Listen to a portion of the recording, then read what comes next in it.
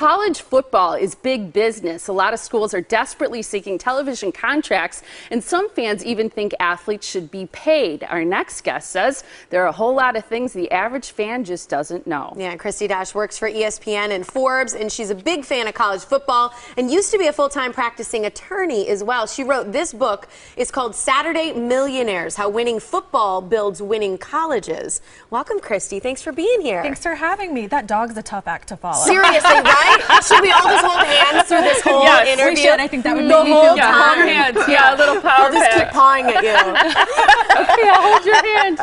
It's funny, when Tiffany was reading the intro, we're a full-time practicing attorney, you work for Forbes and ESPN. You look so young to have all this life experience and write this book about the whole college football scene. You've had a busy life. It's happened really fast, to be honest. When I was in law school, I wrote a paper about collective bargaining in baseball because I love sports. I'm a huge baseball fan.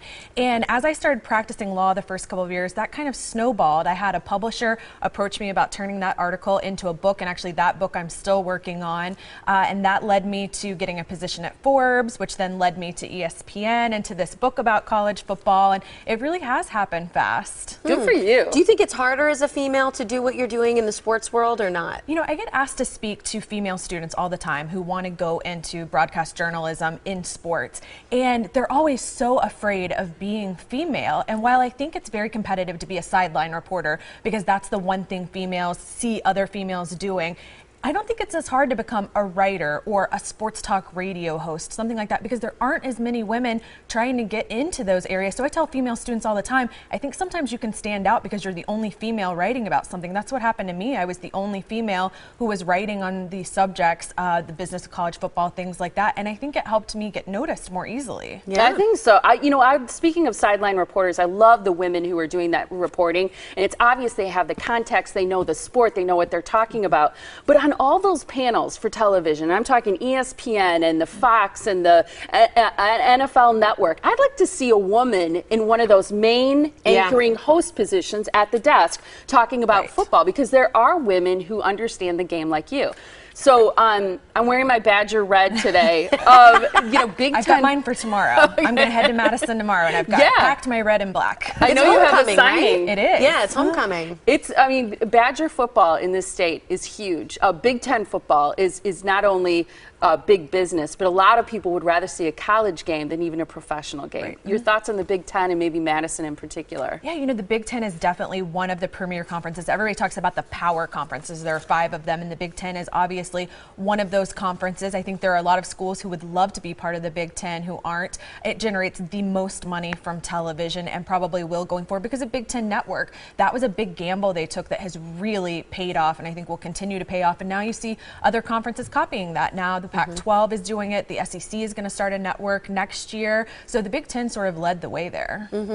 You say it's right for colleges to put money first toward football. Do you think that that's something that most people would agree with you on, or is that kind of a hot topic? I think what people don't understand is that football, and to a smaller degree men's basketball, funds all those other sports. So if you want to see swimming and wrestling and baseball and rowing and all of those other sports continue, you have to have football generating that money. You know, everybody talks about the television money and how big it is, and that leads into the debate of whether the student athletes should be paid. But when you really break it down, let's say that each school is getting $20 million a year from TV. I mean, that sounds huge, but most schools have about 20 sports. So when you divide it out by all the sports, that's about $1 million per sport.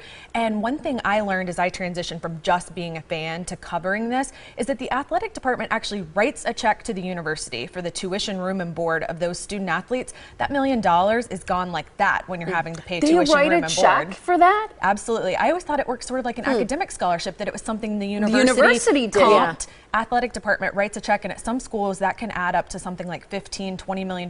It depends on if it's a private school, how many of the student athletes are out-of-state students. And they actually get charged out-of-state tuition by the university, which is an upcharge. It doesn't actually cost more to educate those students, and they're charging the athletic department for that. That's interesting. You write about a couple of myths about college football that I think are fantastic. Number one, all athletic departments are created equal. That's a myth, right? Yeah, you know, what's tough is that everybody wants to talk about fairness at the top level of college football, and why isn't, you know, Middle Tennessee making the same amount of money money that University of Alabama is making. Well, University of Alabama has been playing football for a lot longer. They draw more eyeballs on television.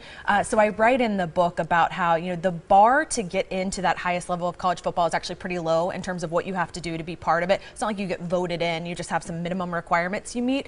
It's pretty low to say that you just meet those requirements and you should instantly be making the same money that the schools that have been doing it for 50, 75 years are making. Seems a little ridiculous to me. Alabama Crimson Tide. Yeah. I love the announcers who say that stuff.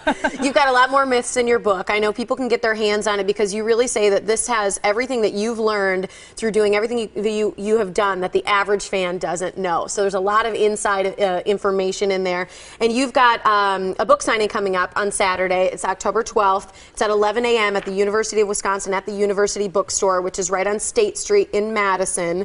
So that's something you can check out during the homecoming weekend, have a little fun, check out this book. Again, it's called Saturday Millionaires, How Winning Football Builds Winning Colleges by Christy Dosh. Thanks so much for being here. Thanks for Those having games me. are wild. I know you're going to love it. Yeah. You've been there before, I bet. I've been, but not to a game. So Okay, good. I'm excited to be on campus on game day. That's awesome. I Right. love hearing a woman talk so knowledgeably I about know. football. It's awesome. My You dad rock. is very proud. I bet learned a lot. he is.